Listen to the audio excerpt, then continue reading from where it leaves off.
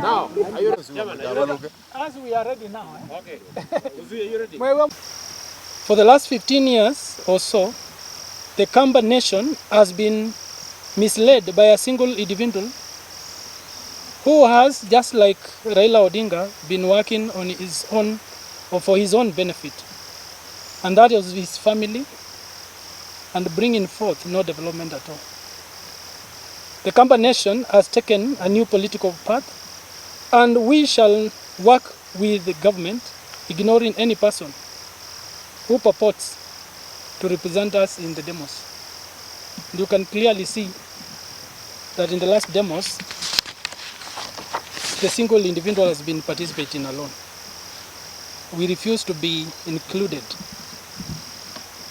or enticed to such demos that are not meaningful to our community. Raila is seeking accommodation in RUTO's government, plain and simple. That is a game he plays.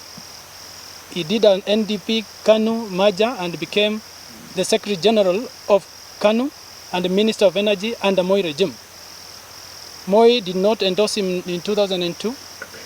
As a result, he said Kibaki tosha after decamping from KANU, and was a key cabinet beneficiary in NAC government. In 2008, after the post-election violence, he was made part of the Nusumukate government as Prime Minister. He shared the government with Kibaki. Recently, he became a shareholder of his handshake government with Uhuru Kenyatta. In all these cases, his followers remain paupers with nothing to show. Raila Odinga is not above the law. He must, as such, seize his games and act the statesman he is supposed to be. As part of the over 52 million Kenyans, we urge President RUTO more than ever before to stand firm and defend the nation, bearing in mind that he is not only the symbol of national unity, but also Commander-in-Chief of the Defense Forces. We take notice of the significant role played by the former President Uhuru Kenyatta in financing chaos and destabilizing our nation, in addition to the pain he caused by his mismanagement of the country. There can never be a greater shame to a former president than this. We will propose a bill to deny him any privileges he's enjoying as a former head of state, because he doesn't live as such. Because of the press, that is a brief, and I want to ask my colleagues to make a few remarks. I will start with the Deputy Commander, Nimrod. Sema machache, alafu after that we can have Mheshimiwa Mwali. It is regrettable that Raila-led Azimio group of opposition leaders have called for resumption of demonstrations, even after both government and opposition committed themselves to the path of dialogue. From the past demonstrations, the actions of rioters have led to loss of lives, destruction of property, numerous rape cases, increased cases of banditry, and destabilization of the economy. It is clear that Raila has no single interest in the welfare of the people of Kenya. Rather, his actions are geared towards carrying out a coup d'etat. He has been using his desperate supporters and dumping them at the earliest instance. His appointments are dished out only to his close family members. Historically, Raila has proven to be master of chaos who thrives in violence.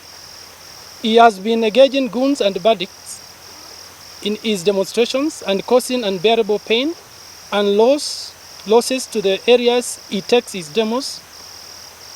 Despite numerous calls by international community, advisors, and people of goodwill, he continues on his path of destruction without minding the welfare of Kenyans and hampering the president's effort to lead the country to recovery from the mess Raila ODINGA created alongside his ally Uhuru Kenyatta. We want to applaud our Kamba community patriots for standing firm and vehemently refusing to participate in the evil demonstrations. We all clearly understand that demonstrations are not the answer to solving the national issues that we have, whose origin predate to the last regime. To suggest that only the current government is responsible for the existing problems is to say the least hypocritical. We should not manipulate our citizens. We honor our community for treading the path of common sense. God has given us good rains, and we are busy in the farms raising crops and food sufficiency. So, it is not in vain, or it is not just by words that we are saying we will not just sit and watch. We will take action. A point is coming where as a community we will think of the action we are going to take against these demonstrators from some communities and some leaders who are destroying our properties in Nairobi. Secondly, I think we've taken a cue from our cousins in the Mount Kenya, and this is something very important to our community, where we can see the former president, Uhuru Kenyatta, tried to push the Mount Kenya region to vote the Azimio la Umoja coalition, but wananchi refused to follow a sitting president and vote his way and voted differently for Kenya Kwanza. And we can see our community has divided this person who has been the leader of the community, has divided him in the demonstration. That will fall also during elections. We are looking at a point where we are going to say enough is enough. As a community, you will tell us to vote on this direction and we will not vote there. Next time we are going to stand with the government as we've stood with the government in these demonstrations. Tunasema hivi, sisi kama jamii kutoka Ukambani, mpaka wetu tumepakana na Nairobi kwa karibu sana. Na katika wale majamii wanafanya maandamano Nairobi, tungekuwa kipaumbele tukifanya maandamano. Lakini tumekataa kufanya yale maandamano, ingawaji tunamuona kiongozi moja mkuu katika Ukambani anaongoza kwa yale maandamano, lakini anafanya akiwa peke yake. Watu wetu wamekataa kufanya maandamano Nairobi, na eneo yote ya Ukambani, Kitui, Machakos, Makueni, hakuna mahali, Mololongo, Athi River, hakuna mahali umeona maandamano ikifanyika Ukambani. Na hiyo ni kusema imefikia wakati tunakataa uongozi mbaya. Tumeongozwa mwaka 15 kupiga kura katika upinzani. Na imejionyesha sasa kama tumekataa kuongozwa kufanya maandamano wakati huu, hata hiyo kupiga kura imefikia wakati ya kuambiwa tupige kura saidi hii na kiongozi huyu na tukatae tupige kura saidi yenye iko na serikali. Na hiyo ndio siasa yenye iko Ukambani saa hizi, na ndio siasa yenye tutaendeleza. Jambo la muhimu na ambalo tunapaswa tuelewane, kwa sababu tuko karibu na Nairobi. Biashara mingi Nairobi ni ya Wakamba. Adhad ya biashara zote Nairobi ni za Wakamba. Na wakati biashara zinaharibiwa biashara zetu, watu wetu wenye wanafanya biashara Nairobi wanaharibiwa biashara zao, wanaharibiwa maisha yao. Hatutakubali kuangalia watu wetu wakiumizwa Nairobi na watu wengine. Ndio tunamuelezea rais, sisi tunamshika mkono msimamo wake wa kusema maandamano ambayo ni ya kuharibu biashara hata yakubali. Na kwa sababu mojawapo ya hizo biashara zinaharibika ni zetu, sisi tunaunga rais mkono pale. Asikubali, atumie uwezo ambao amepewa na katiba kukataa yale maandamano na kuyapinga kabisa. Pia polisi wamesema haya maandamano yamepigwa marufuku yasifanyike. Tunaunga polisi mkono pia. kwa sababu sio mzuri kwa economy ya nchi mzima kwanza, na pia inatuumiza kama jamii. Wakati ukienda Kikomba utapata wafanya biashara wengi, maasala wengi pale ni wa jamii la kutoka Lower Eastern Region Ukambani, na wakati kunaharibiwa ni sisi tunaharibiwa. Hao watu ndio wanategemewa nyumbani, na wakati biashara imechomwa, wameibiwa, wamefurugwa, tunaumia zaidi ya watu wengine wote. As you all know, the Kamba community has been in the opposition now for the last 15 years, and this is out of being misled by one senior Kamba politician to vote in the wrong direction. In the last election, we voted around 85%, 75% to Raila ODINGA and Azimio, which has made us head to the opposition. Luckily enough, this time round, when Raila and Azimio went ahead and called for demonstrations, the Kamba community, despite our proximity to the city, we've distanced ourselves from the Maandamano. You've seen no Kamba leaders, you've seen no Kamba youth, you've seen no Kamba representation in the demonstrations in Nairobi or in any part of Ukambani. And we want to appreciate our people for that. That has also pointed to a new direction where it's very clear that yes, we have followed someone who has led us into a losing direction for quite some while, and it has come to a time when we have to make a decision that enough is enough to follow this person.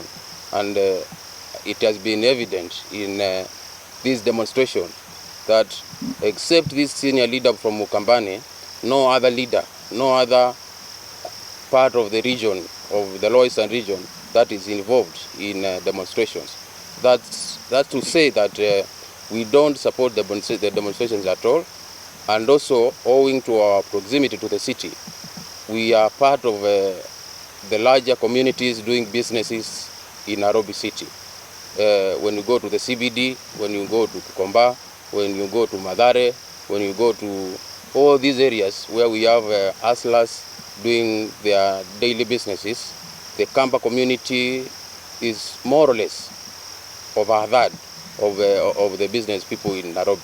And owing to the demonstrations, our businesses have been disrupted, we have lost properties, our people have lost, and that's one of the reason we are not in this demonstration. Because we can't ban business in Nairobi when over a third of the businesses in Nairobi is owned by the Kamba community. So, as a community we have come out and we want to be heard loud and clear. As the government puts its efforts to thwart the demonstrations, us as leaders, it will get to a point where we will not keep quiet as we watch the only livelihood of our people being drained, being burned, being destroyed by these rioters, led by someone who is doing it on their, for their selfish needs. Sisi kama jamii ya Wakamba, we have seriously benefited in this government, despite the fact that we didn't vote for it to the last month. Tulipiga kura, 70% ilienda kwa opposition, lakini kwa roho yake mzuri, Rais William Samoei Ruto ametupatia nafasi nyingi katika serikali yake. Kwa hivyo mimi ningetaka kuwaomba watu wetu wa kutoka jamii ya Wakamba, tuko ndani ya serikali na hatuna haja yoyote ya kupinga na kuenda kwa maandamano na kuanza kupanga jinsi ya kuangusha serikali ambayo sisi tuko ndani. Na mimi nirudie niseme, it is not in order for us to say Wakamba wako kwa serikali kama Kalonzo hako kwa serikali. Wakati rais alimpatia mheshimiwa Mutua kiti ya CS na akapatia mheshimiwa mama Malonza kiti ya CS, hao wako tayari kuwakilisha Wakamba ndani ya serikali. Kwa hivyo sio lazima Kalonzo akue yeye ndio hako kwa serikali ndio tuseme Wakamba wako kwa serikali. Tuko na PSS, tuko na ministers, tuko na CSS na tuko na chairs ambao tumepewa wengi na commissioners katika hii serikali ya Kenya Kwanza, and therefore we are purely in this government. Na kwa hivyo mimi ningeomba jamii ya Wakamba tusikubali hata kidogo kupinga jamii yetu.